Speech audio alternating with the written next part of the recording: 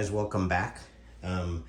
So if you have seen the other video, I did show you a temporary fix on how to get your Maytag washer running so that you can do a load if you're getting the low fill code. So now what we're going to do is be putting in the new part. I have got the new part now. I did order this on Amazon, and let me show you here. This is what it looks like. Okay, here's for your hot and cold coming in from the wall, and pretty much here's where it gets shot into the washer. I believe this is the softener, and then your hot and cold, and then your oxy. So we will be, or I'm sorry, it goes this way. We will be installing this new piece. If you haven't seen the first video on how to remove this, it's real simple. There's some screws in the back that are holding on that metal plate. Take those off, and then to get this piece off, you're going to want to use a handy dandy butter knife. Okay, this one is pretty solid, and let me see if you can see here. You're gonna want to stick it in here. Okay, stick it in all the way until you can push that clip. Once you push the clip, it will release the top piece. Let me flip this so you can see. All right, see, this is the clip that you're putting pressure on. So once you put enough pressure, it will allow it to pop up. And we're gonna go ahead and remove this whole piece here. So the next thing I'm gonna do is I'm gonna go ahead and unplug the machine. I'm gonna shut the water valves off, and then drain the hoses into a bucket. And then we'll go ahead and proceed from there. Okay, so now that we got the hoses disconnected, we're gonna go ahead and take these plugs off right here. Again, I've seen videos where they just pull them off easily, but on mine they were very tight. I tend to push them real hard to the side and then get them off. So if yours are tough, you know, you might struggle a little bit, but we're gonna pull these off. Okay, all four just like that. And then we're going to go ahead and remove this bolt here. This is a 1/4.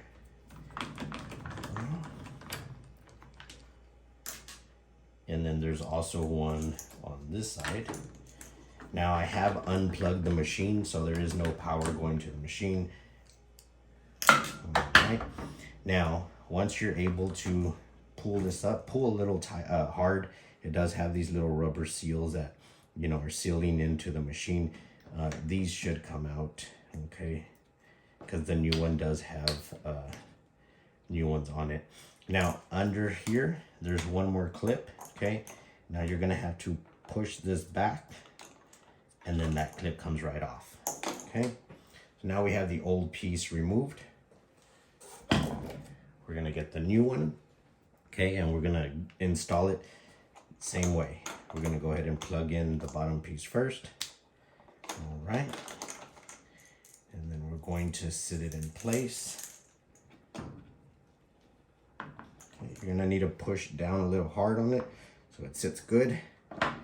Then we'll go ahead and reinstall these bolts. All right, don't go too tight. I mean, it is going into plastic, so you don't want to strip it.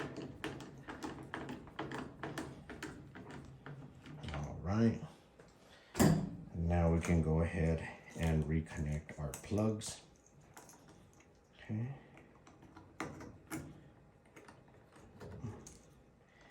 Now, a quick note, if you want, before you remove these, you might want to get a marker and maybe label it like 1 and 1, 2 and 2, 3 and 3, 4 and 4. You know, whatever you want to do just to make it easier for you.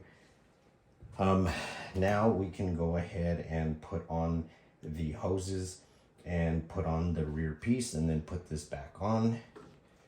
Go ahead and do that.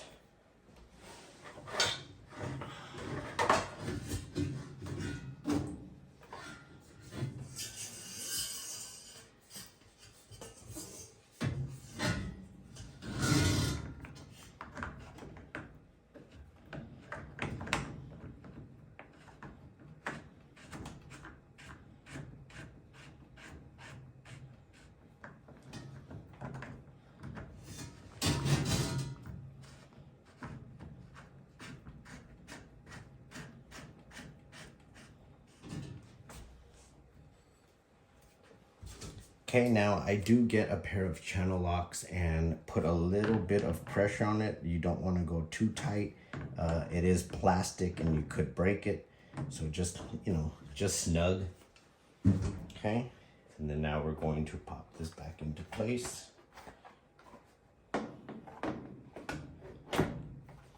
So you're gonna put the back piece in first, and then you're gonna push down, and you'll hear it clip in. Okay, now we can get the back piece on. Let me see if I can get that for you.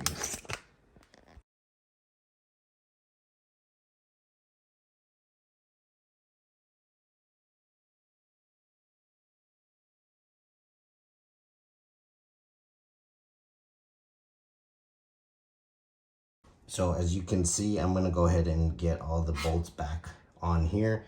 And then once we do that, we'll go ahead and test the machine out. Okay guys, so now we have all the screws back in place. Okay, as you can see, those will be the ones that you'll need to remove when you start this to get this back piece off. Water line's hooked up, power's plugged in. So now we'll go ahead and put it back in its place, and then we'll go ahead and test it out.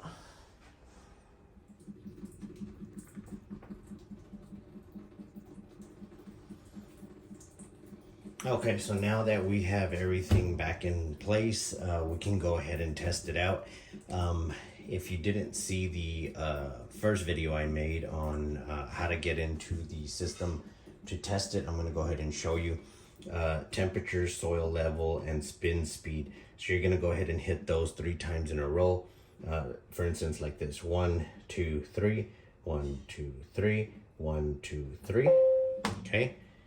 Now, once you're in this mode, you're gonna hit the second, which is soil level. You're gonna hit it. Okay. And now when you see these numbers, okay, temperature, we'll change it to 1. Soil level, we'll change it to 2. So let's go ahead and hit 1 for now. And then we're gonna hit the play button.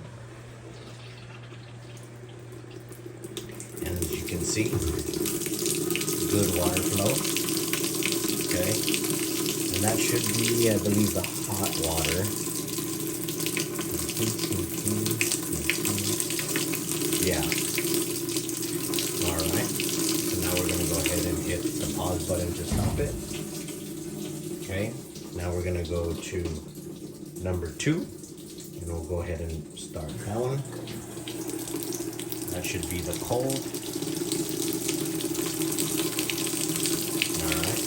Good water flow there. Now we'll go ahead and pause that again.